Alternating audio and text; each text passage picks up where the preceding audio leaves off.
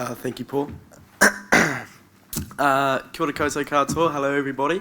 It's a pleasure to be here today talking to you, and it's an absolute honour to be the FMT Youth Scholarship recipient for 2022. As Paul said, I'm Quinn. I'm a swimmer, and I'm from a small place called Otamarako, which is about half an hour down the coast.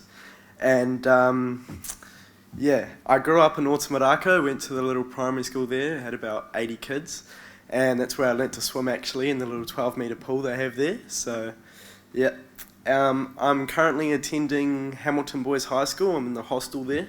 I'm a Year 12 student, and I've got exams starting, end-of-year exams starting next week. So it's actually nice to be here today talking to you all, get a bit of a break from studying.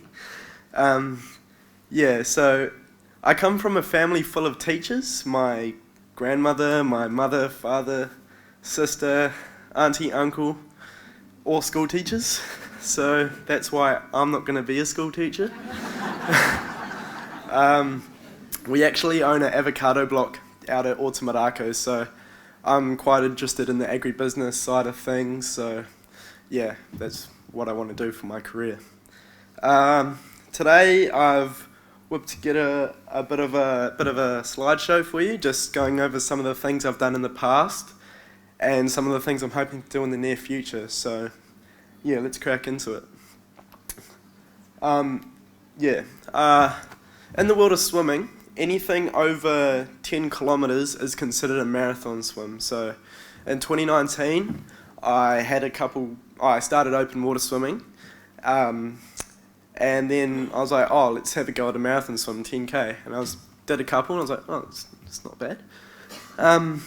So then I was like, let's move on to some ultra marathon swim. So anything over 20 kilometres is an ultra marathon swim.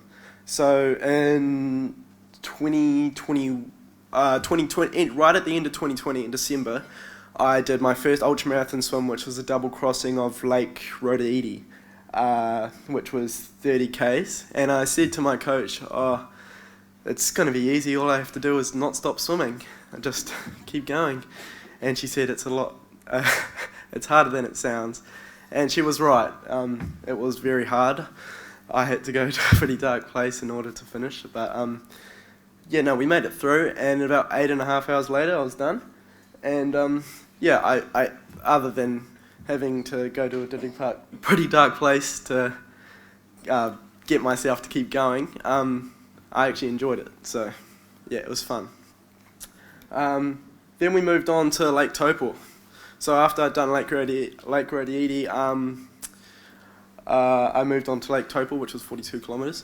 The main goal at the time when I was looking at moving on to ultra marathons, the main goal was Lake Taupo, and Lake Rhodeidi was kind of a build up to see if I could even swim that distance. So I did Lake Rhodeidi, then I moved on to this, and I walked into the water at 3 o'clock in the morning, and 13 hours and 45 minutes later, I reached the end, and it was an awesome day, out on the water. Other than this, I got extremely sunburnt, even though I put on about 10 layers of sunscreen before. I enjoyed it, other than the sunburn. And with Taupo, it was during the COVID kind of time, so my Otamarako school, as I mentioned earlier, they didn't get a chance to put on their annual fundraiser they do every year, which was the surf fishing competition. So I got an opportunity through doing Taupo to raise a bit of money for that. So it felt pretty cool to do that for the old school.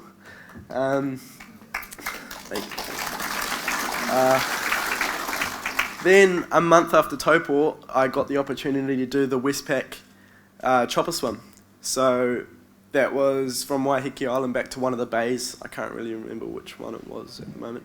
But yeah, that was an awesome day. That's me swimming there, and I had my dad kayaking beside me.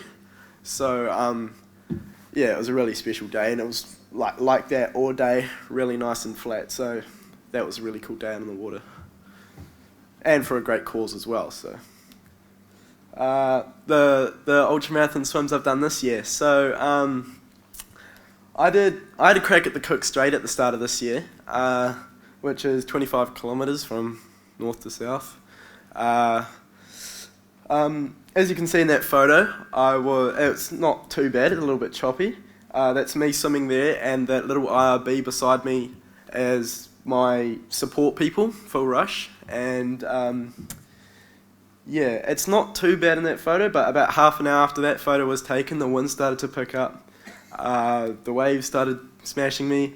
Yeah, but I kept going. At about the 6 hour mark, I stopped for a feed, having a drink of water, and Phil says to me, we've at least, I was at about the 20k mark, but we've got at least another 3+ hours of swimming. And if the tide was doing what it was meant to and all that, it was at least only an hour and a half. So I was like, all right. I was feeling pretty knackered already. And so I was like, all right, put my head down, started going hard, and then I woke up on the boat because I got hypothermia and all that. But, you know, that's all good. And yeah, and then I was pretty gutted, but it's just the way it goes. The Cook Strait's pretty unpredictable. But I was pretty hit hard because that same day you can see there's my IRB there, and there's another IRB in the background, and there was also another swimmer swimming that day called Nick Hobson. And unfortunately, just after he completed the swim, he passed away, so that hit me pretty hard, And then, so I wanted to do another swim and dedicate it to Nick, and luckily I got offered to do the first attempt swim and be the first official person to do that. So yeah, I had a crack at that, and I just put my head down, and I had the goal of finishing it in under 6 hours. So I just put my head down and swam so hard as I could for 6 hours basically, and I got it done in like 5:58 or something. So it was pretty cool. Yeah, giving back. So through my swims, it's pretty special because like I've been able to give back to the community, as I mentioned earlier, like being able to give back to my school and all that. So, well, this was back in 2019. I hadn't done any ultra marathons yet, but I set up a little mufti day to raise money because the Australian bushfires were going on at the time. So I did the Motiti Island swim back to just Papamoa, and that felt like a really long swim at the time, but because I was only just still getting into it. But it was an awesome day out in the water. I had my mum and dad in the boat beside me, so it was really cool. Then I also got, right after the White Island incident, I got the opportunity to do Whale Island back to the beach, the heads, at Whakatane there. So I raised a bit of money for that, and it was kind of special to me as well because where we are located at Otamarako, we're up on a bit of hill and we see White Island every day, so it felt pretty cool. And yeah, it was an awesome day out on the water. Like, it was pretty cool being able to be that close up to Whale Island because I like see it all the time. So, and I managed to get a TECT award for just some environmental gear. Me and my grandmother and parents, we do lots of sand dune planting around our place because we're right on the beach. So yeah, and through my work at the Pukina Surf Life Club, so just lots of volunteering hours there, and yeah. National open water success. So just through my training, I do lots of training in the pool and stuff. I've managed to gain a bit of speed as well as the endurance. So they do, every year in the open water season, they put on a few open water races. So there's and it gives me an opportunity to see the country as well. There's photos of me at Waihi, then I'm down in Taupo, Auckland, and there's just me up on the podium and a few photos. That's me and my mum in the bottom right. And yeah, it's pretty cool. I'm able to do that as well. Media and publicity. Through my swimming, it's given me the opportunity to, I guess, build confidence and I don't know, come out of my shell a bit and do some some media things, and so I was lucky enough to get a sponsorship from R-Line, which is an electrolyte company based in the Mount, and so I have to do a couple Instagram posts, social media posts for them, and just, give them a thanks, and it's like, once again, building confidence for me. I've been able to have a few interview experience. After my swims, I usually write reports and just chuck it up on a little blog or something like that. It's just about what I experienced during the swim or something like that. And and I was also lucky enough for the chopper swim I did, since me and that other girl in the picture there were the youngest people to do it. We were lucky enough to get an interview with Pippa Wetzel from Fairgo, and that was pretty crazy. I was really nervous, but it was good to have that experience, I guess. But it's pretty cool.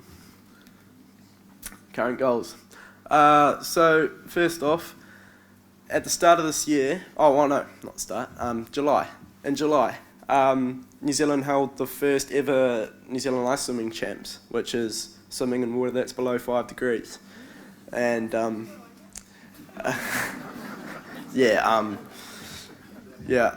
gave it a go. I just went down. I was like, we'll just see how it goes. And then I ended up breaking a few records and whatnot. And then New Zealand decided to take a team over to the Ice Swimming Champs in France, starting next year in January. So got the opportunity to tag along in that. And we're going to go over there and swim in some ice. And we'll see how it goes. Have as much fun as we can. And it's really cool because ice swimming's it's like building as a sport, so there's a good chance that it could possibly be an Olympic sport in the next Winter Olympics, maybe the next, I don't know. Yeah, so it's really exciting. Watch that space. Ambitions. That's me sitting in the freezer, getting used to the cold and everything. Building up, just getting used to the ice, really. And I sit in there quite often.